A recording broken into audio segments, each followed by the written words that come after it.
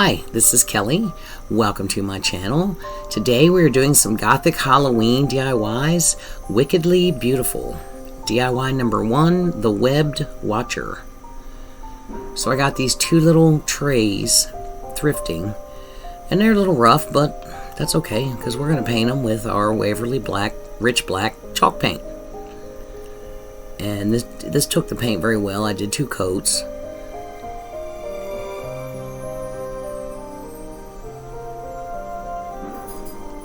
And now they're both done and dry, and we are going to get our Mod Podge on the back of our image with, of course, the torn edges. And wait till you see how beautiful she is. This has got to be the creepiest, cutest thing. Isn't she great? Look at that face. So we've got that decoupaged on the front, and take a paper towel, rub out any wrinkles and air bubbles and what have you. She is so pretty. I just love this. Just love this. So now we've also done the exact same thing with this image. This is our Webbed Watcher. This would be her guardian spider. Aren't they beautiful? And of course we are going to distress our edges with some more of the black chalk paint. These were so much fun to do, so easy to do, and so much fun. And look how that looks once you get it darkened up around the edges. Oh my goodness, I just love that look. If you can't tell, I decoupage constantly. I love doing it. And we just keep on going around, darken it as much as you like. And I stayed off of her face and shoulders and just kind of went around the background and darkened it up a little bit here and there. These turned out so stinking cute. Look at her. Oh my goodness. Love it. So of course we did the same thing with the spider. And now I've got these paper flowers. They came from Joann's.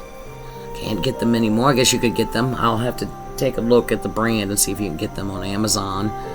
And also I am an Amazon associate now, so any Amazon links I share, I could potentially earn a small commission if you click via my description and buy something. And it doesn't cost you any more than it normally would. It helps support my channel. So we're going to glue this flower to her hat over top of the flower that's already there, give it a little dimension. And I have this black lace, and I already cut it to fit. And we're going to use some tacky glue and a brush, and you want to spread it nice and thin. And we're going to lay down that lace around her waist.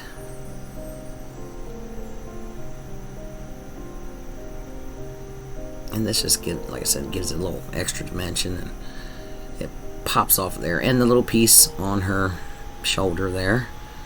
Take a little bit of piece of paper towel and dab the excess. Look at her. Oh my god.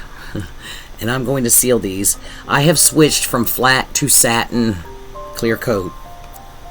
It gives the most amazing finish. It doesn't get glossy. I ran out of flat. My husband happened to have the satin, and I like it better. So just letting you know, it goes on just as nice, and it gives it a little more sheen than the flat, but it brings out the colors better. So yeah, I've switched to satin now, just to let you know there's nothing wrong with the flat. But yeah, the satin works well. So this is just some strips of chiffon ribbon. You've seen me do this before if you've seen my videos. And we're just going to take a little bit of black Spanish moss. Oh, I'm sorry, that's Excelsior. That's Excelsior. I can't find black Excelsior. I had to spray paint it. It was just regular natural color Excelsior that I spray painted black. I just put on a glove and hold it, spray it black. And we're just going to tie this in the center. And now you can use chiffon ribbon, you can use crocheted lace, you can use torn rags, anything you want for this kind of bow. They're so much fun to do. They're easy to do. Don't have to worry about loops and all that stuff. And they just give it a nice vintage, rustic look. And I've got a couple different orange colors and black. That all came from Amazon. I will provide you the links. And we're just going to kind of tug on them a little bit make sure they're going to hang down the way I want. And we're going to trim the ones that are going to be on the left a little shorter because we don't want it covering up our image. We're going to put it in the top right corner, and we don't want it. There we go. So I figured out where I want to place it, and a little hot glue, and that's all there is to it. And I don't know what happened to my footage where I added the hangers. And that's just black jute twine. And that's, you've probably seen me do that before too. You use some E6000 and hot glue combination to glue down your twine on the back, then add the same on top of the twine and press a little piece of felt into the glue. And that holds it into place. I'm sorry about that. I don't know where that went. I was expecting it to show up and it didn't. Sorry about that. Whoops.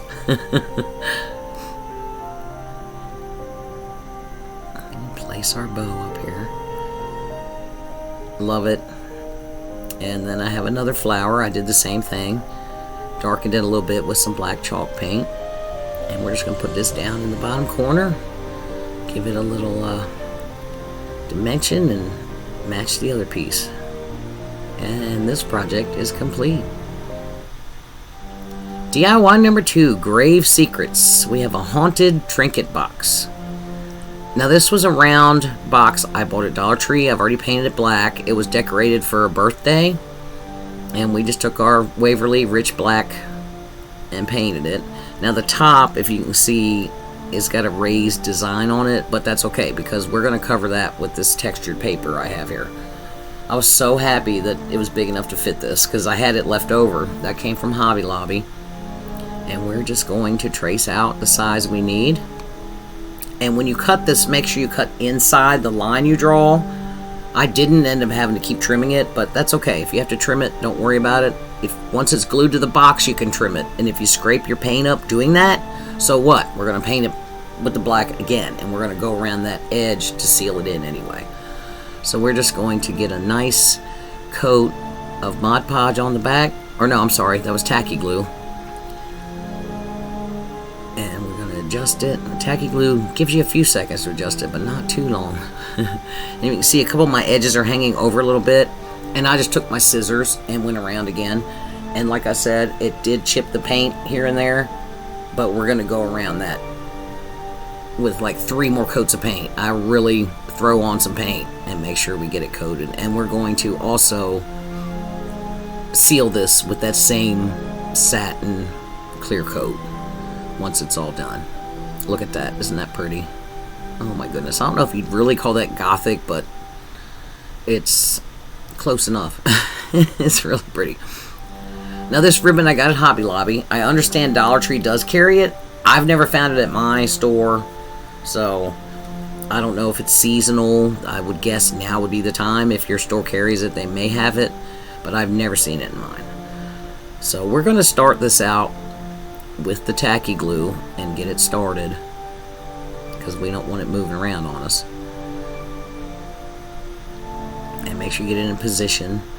And the lid's not going to be used as far as going on and off, so it really doesn't matter if you leave room for the lid or not. If you want to make the box and just put the lid on it, you can do that and make sure your ribbon's low enough. So now that I've got it tacked down where it's not going to move on me, I'm going to take Mod Podge. With tacky glue, you'd be there forever trying to spread that on there. So we're going to just do a little section at a time with the Mod Podge. And we want to spread that thin. We don't want big blobs. And bring our ribbon around and press it in place. And once you feel comfortable that it's not going anywhere, you do another section. And I didn't go out wide enough with the Mod Podge, so I'm adding a little bit more.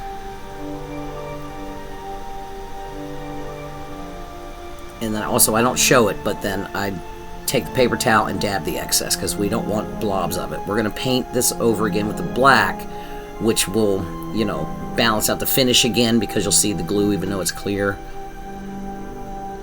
And then we're going to also distress it, you know. We've got to bring out that detail. And you see where I got a little blob there. We're just going to dab that off.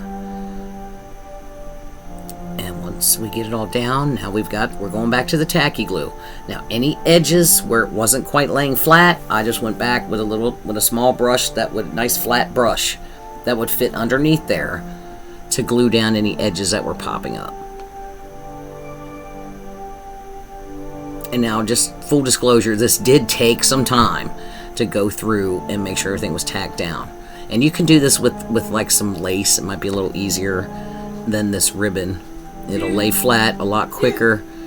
And my son's fussing at my dog. The dog's got something. The daggone dog.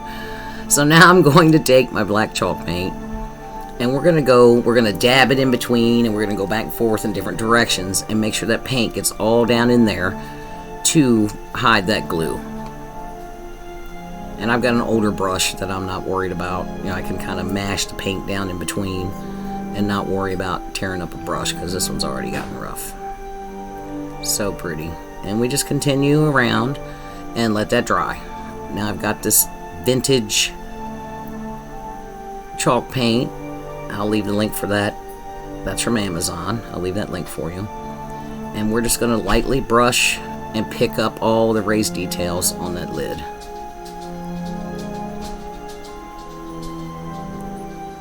And I cut it off too soon, but I also went around the outside edge of the lid doing the same thing. And then we're going to go around this ribbon on the box. It's just so pretty. So yeah, it was worth the time it took to do it for the final outcome, but some lace might be easier. You get it to lay flat, glue down on the first try. You don't have to sit there and go back over it. And I got this little skeleton hand, was part of a floral pick from Michael's last year. And I am painting this with Folk Art Parisian Gray. It's a great color to paint skulls and skeleton hands. And then I'm just going to dry brush some of my rich black chalk paint and pick up the details in the hand. Just take a quick light brushing, that's all it takes. Doesn't take but a few seconds. And of course, let that dry for a little while. And we're going to assemble our little box here. I've got some Dollar Tree floral foam, and I'm just figuring out about where I want to place it before I glue it, because that hand pick is going to go down in that foam. And just figuring out where I want to put the lid and all that good stuff. And we're going to glue this foam down in pretty much the center of the box. Hold that in place. And I've got these little foam roses, and I've got one painted black and the other two are painted with black currant. That's also a folk art color. It is such a beautiful dark purple. And these little black leaves came off of a pick from somewhere. I don't know where. Got so many florals I need to use. And I'm just going to figure out the placement of my roses and hot glue those into place.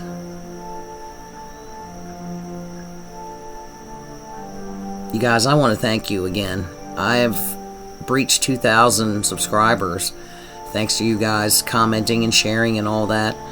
And at 3,000 I'll probably do another giveaway, so make sure you keep sharing and liking and all the things. I really appreciate each and every one of you. This has really been so much fun. I enjoy doing this so much. So now I've got some black Spanish moss. I got this from Amazon. I'll leave the link for you. And we're just going to kind of push it around and underneath the hand here. And I've got this popsicle stick. We're going to glue this down to the inside wall of the box. That's going to help support our lid, because we're going to put that on, cocked open a little bit. And we're just going to play around till we figure out where everything needs to go. And first of all, the Spanish moss kept falling down in the box, so I added some more floral foam just to lift it up a little bit so it wouldn't fall back down in there. And that's all I'm doing. Rearrange it, fluff it up a little bit. A little fit check again here. And we're just going to add some hot glue to the top and the back side of that popsicle stick, and a little bit on the outside rim of the box. Get our lid in place. And there's not a whole lot of glue holding this in place, but it's, you know, you've got kids running around, just make sure it's out of reach of kids, because it wouldn't take much for it to come apart, honestly. And then I'm going to find another spot where I can put a little dab of glue.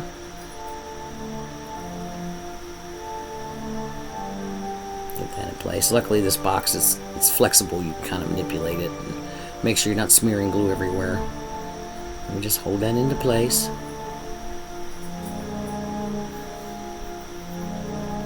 Make sure everything's good.